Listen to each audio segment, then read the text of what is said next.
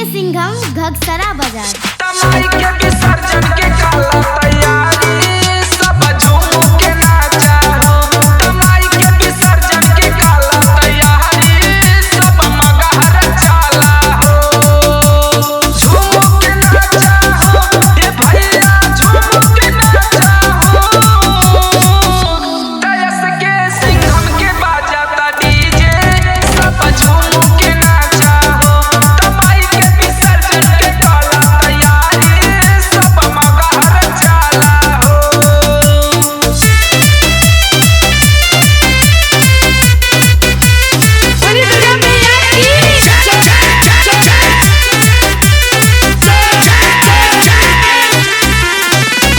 साल भाई तनी बेसदा बढ़ाई माई के विसर्जन में सब कमर हिलाई।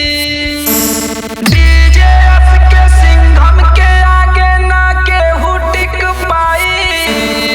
तमाई के भक्ता सभी करेले बड़ाई।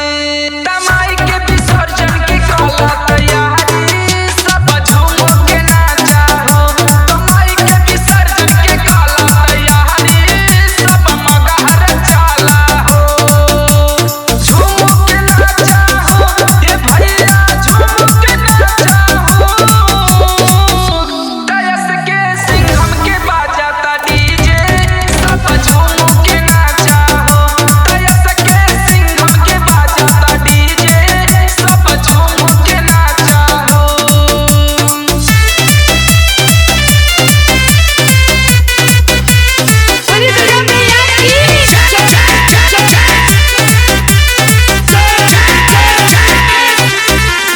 धीरे धीरे चला भाई आखिरी विदाई।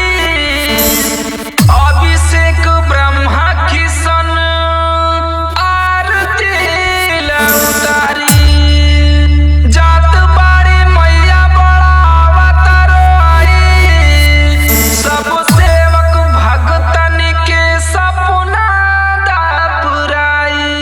तयस के सिंघम के बाजाता डीजे सब झूम के नाचा हो।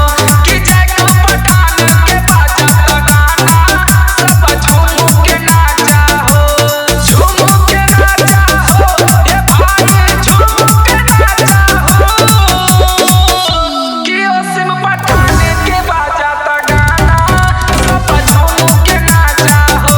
तयस के सिंघम के बाजाता डीजे सब झूम के नाचा हो।